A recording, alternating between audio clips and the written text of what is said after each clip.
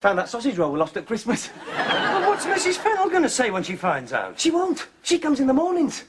Matthew, if you think I'm going to... Well, what do you think? Sorry. Who was that? That was the cleaning lady. What?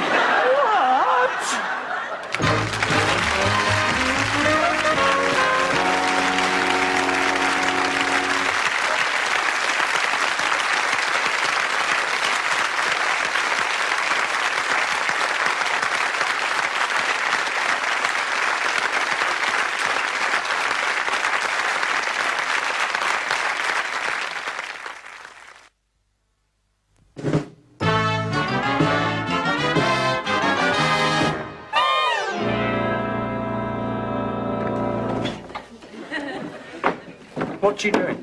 She's dusting. Well, get rid of her. Why? Why? Now, let me see if I've got the facts straight. We now have one cleaning lady for the morning and one for the afternoon. And that's 8 hours solid cleaning a day. Apart from the expense, do you really think it's necessary? No. Well, then get rid of her. Why don't you get rid of yours? Why should I get rid of mine? Susie's very good, Dad. When she polishes the table, it really shines. Of course it does, because my cleaning lady's polished it first.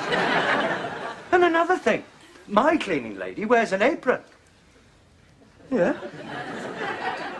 Well, I didn't like to mention this before. I didn't want you to think I was nitpicking, but why is yours wearing spangles? Well, she used to work in a circus. Pardon? She used to work in a circus. Circus.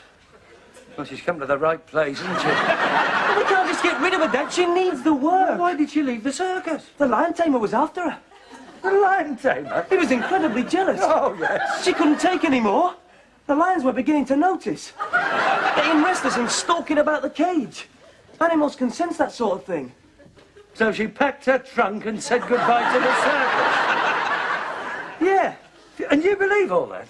Look, Dad, I'm a hard-nosed newsman. I know when people are telling the truth. She's fascinating. She's led a full and interesting life. She'll be very useful to me as a writer.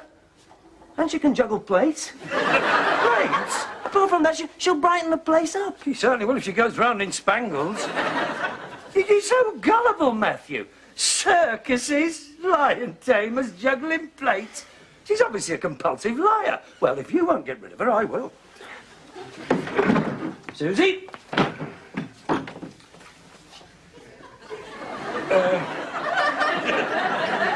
Susie, that's a very nice costume, but don't you think you ought to change now? I mean, you must be getting cold. Matthew said you'd want to see me. Yes. It's about the cleaning, you see. There's been a bit of a mix-up.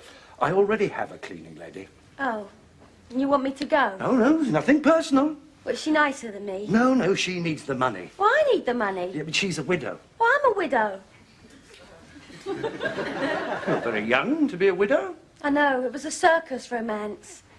Circus. I married the human cannonball. What? Trevor, the human cannonball. We knew our happiness was built on shifting sand. But you live with danger when you're married to the human cannonball. You must do, yes. I begged him to be careful. For my sake, for the first time, he began to take precautions. He started to reduce the charge in the cannon. Some nights he barely dropped out the end of the barrel. The boss wasn't pleased. He wanted something more spectacular. And then we reached the Avon. The Avon? The boss wanted Trevor to clear the Avon in a spectacular publicity stunt. It'd never been done before. Well, Trevor responded to the challenge. He wouldn't listen to me. He doubled, trebled the charge in the cannon. He was determined to clear that river. And did he? He not only cleared the river, he cleared a railway line and a bus depot and all. I'm sorry. It was such a waste, Mr. Willows.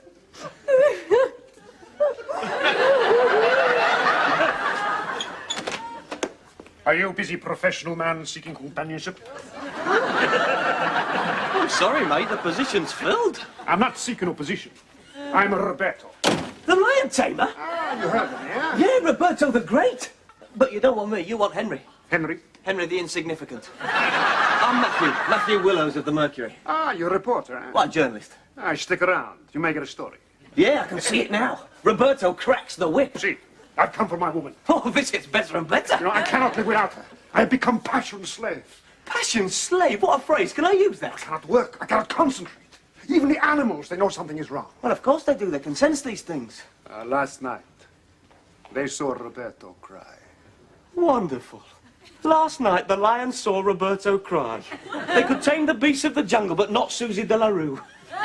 Who? Well, we thought we'd change her name. It's a better image. So, I find out where she lives. Her landlady says she'd take a job here, huh? And what a job.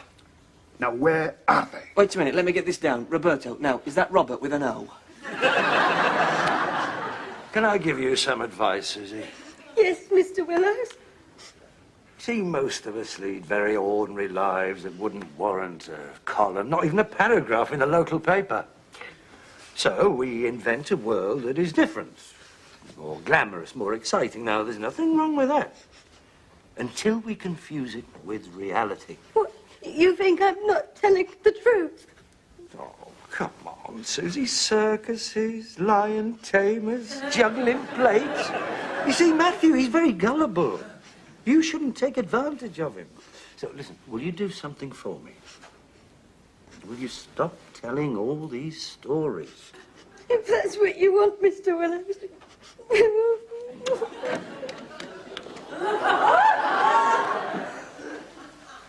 Who are you? This is Roberto, the lion tamer. I don't believe this. It's true. What does he want? I think he's come to horsewhip you. What? I've come for my woman. I'm not your woman, cheeky devil.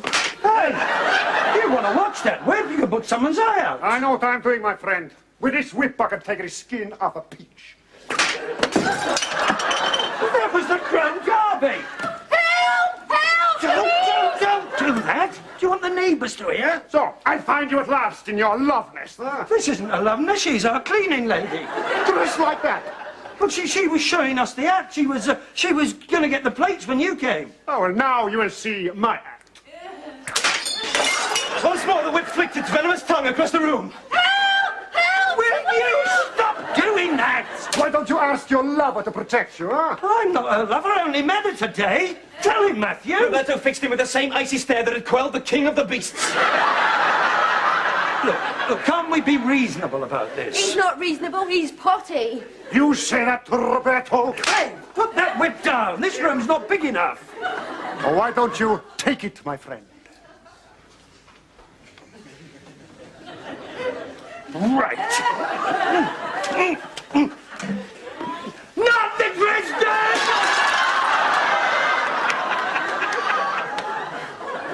Oh, my God, she's killed him!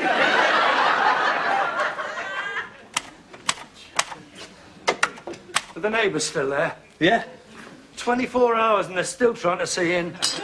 Well, they don't get this sort of thing on the road very often. No. How's Roberto? Mild concussion. She's still at his bedside. What a story. Hey, wait a minute. You can't print that. Why not? You faced up to a man with a whip. You're a hero, Death. Oh, well, if you put it like that, yes. Yes, I suppose you're right there. Yes. No point in being secretive about it. What are you going to write?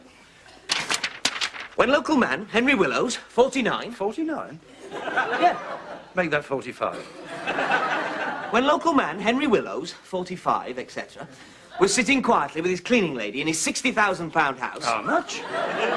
60,000. Make that 70. In his £70,000 house, he was surprised to find himself confronted by Roberto, an angry lion tamer brandishing a whip. Henry tried to reason with Roberto, but the fiery Latin, incensed at finding his erstwhile ladylove clad only in leotard and tights, refused to be pacified. Henry, showing the same spirit that had won him the Tate Memorial Trophy... Oh, no, Matthew, you can't print that.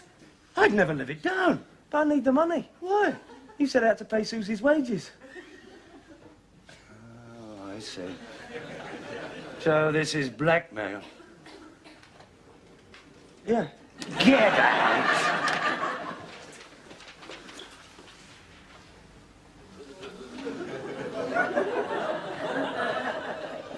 Hello, Fiona.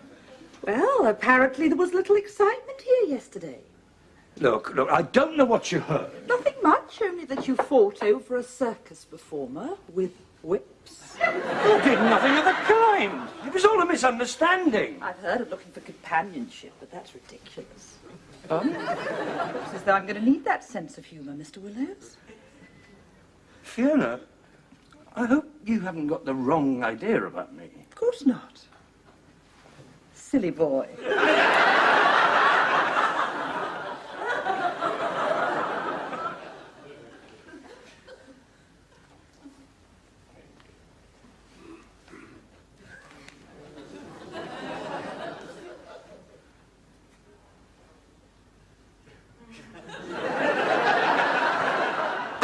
Matthew!